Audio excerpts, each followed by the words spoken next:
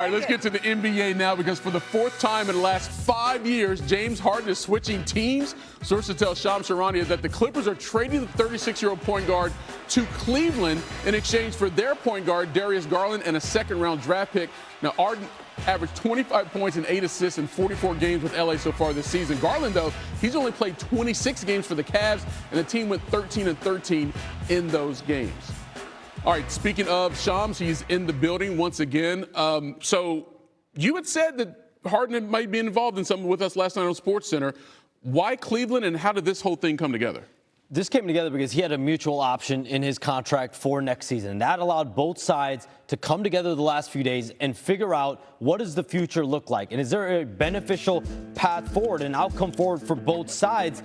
Because James Harden wants to be in a win-now situation. He made that clear to the Clippers, and also somewhere where he has a longer-term future. Next season and beyond was not promised for him in LA. He viewed Cleveland as fitting both of those criteria as far as a win-now championship potential chance as well as a longer-term future there. And for the Clippers, they get a player in Darius Garland for the now and being competitive now, but also for the future. Yeah, 26. James Harden, 36 years old, and like you just said, Michael, you have Darius Garland at the age of 26. It's very rare for two prolific star players to be traded with a 10-year age gap that we saw here today with James Harden and Darius Garland. So Harden goes from the Clippers, and his teammate there was with, essentially Kawhi Leonard. Now he goes to play with Donovan Mitchell. What are you hearing about how that relationship might work out? Nicole, I'm told that James Harden and Donovan Mitchell have already connected, and James Harden has spoken with Donovan Mitchell, and both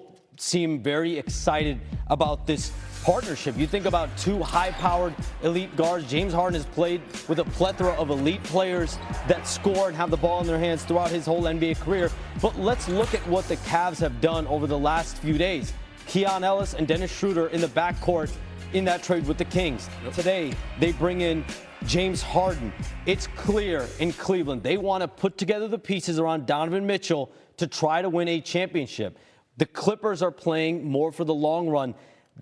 The Cavaliers understand there's a finite moment that they have here over the next couple of years, 3 years, to try to win a championship with Donovan Mitchell at the helm, James Harden, Evan Mobley, Jared Allen. You got Max Strus coming back. They got other pieces. Jalen Tyson, who's emerged as a great player already in his career.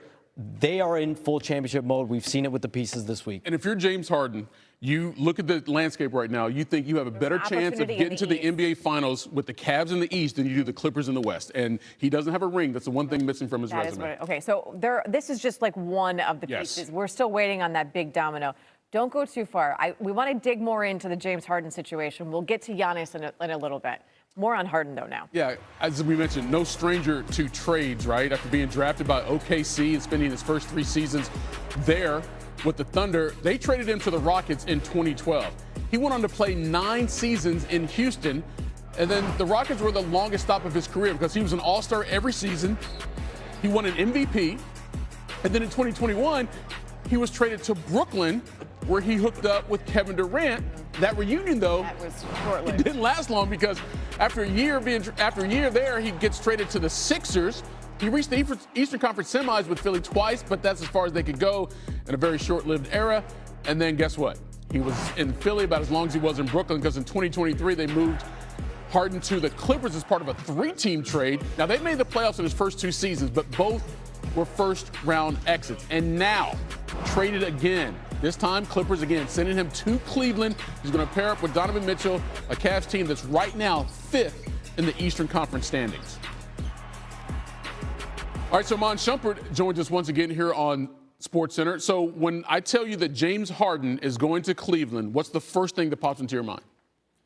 Well, the first thing that pops into my mind is you now have 2 ball-dominant guys pairing up again. And though they're high-powered, I've seen, sometimes it doesn't go as we think it's going to go when you have 2 ball-dominant guys. I think the one thing that I left out earlier when I was discussing James Harden with the potential of him going to the Cavs is how much better he makes your bigs.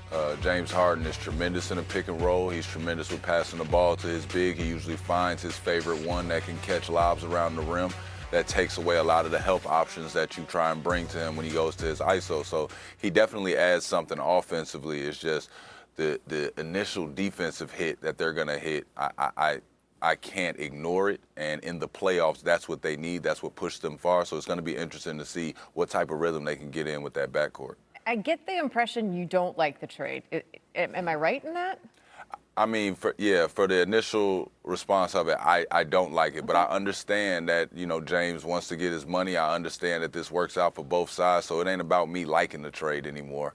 Now I'm just looking at the realistic possibilities of how far they can go in the playoffs. So on the other side of the things, I mean, obviously we just talked about this. The age difference between James Harden and Darius Garland is a decade. So the Clippers get younger. When you look at style of play there, how does Darius Garland fit in with Kawhi? I really like it. I don't think it adds anything for right now. I don't see this team right away igniting and then making a huge playoff run. But I do see that getting somebody that's younger and getting somebody that can get downhill, get to his shot, a willing passer and willing to learn and willing to grow. I think Darius Garland, with some of the injury woes this season, he might have needed some fresh air. Who knows? But now that he's back in the rhythm, I think he's one of those exciting players that fits well in LA. So I'm excited to see how it goes. He's going to be playing next to Kawhi Leonard, who's been a proven champion, as well as just a proven decision maker down the stretch, and he's going to grow a lot from being in that role. All right, for those of you who just joined us as we approach the top of the hour here on SportsCenter, Briscoe and Eves joined by Amon Shumpert. Big news out of the NBA. James Harden going to Cleveland in exchange for Darius Garland and a second-round draft pick. Amon, let me ask you this. Let me go back to James Harden for a second, because as I mentioned, he's now switched teams 4 times in 5 years. And every place he's been, it was supposed to be something, and it fell short every single time. Now, look, I know that a lot of guys don't care so much about legacy, and I'm not sure how much James cares about how people perceive his career. But let me ask you this. From a player standpoint, when you think of James Harden's time in the league, it's almost, 16, 17 years now, how would you define his overall career? Well, I'll say this. He's got a hell of a resume anyway. But even the little blemish that he doesn't have a championship, he could put some toothpaste on it and be all right, man. I think he could just, whatever little problems he got on there, just take it off. Don't worry about it. James Harden has scored the ball in an elite clip, and then he has developed a ISO dribble package for not himself, but for all young kids growing up. We talk about it all the time with Steph Curry shooting the amount of threes he does, how kids now think about the game as, I'm going to shoot first and then get to getting in the lane and showing you the rest of my game, but I'm going to start off with a jump shot. I think James has also changed the game in saying, in the ISO package, you know what's coming. It's just, what are you going to do, and then what's my chess move going to be to get out of it?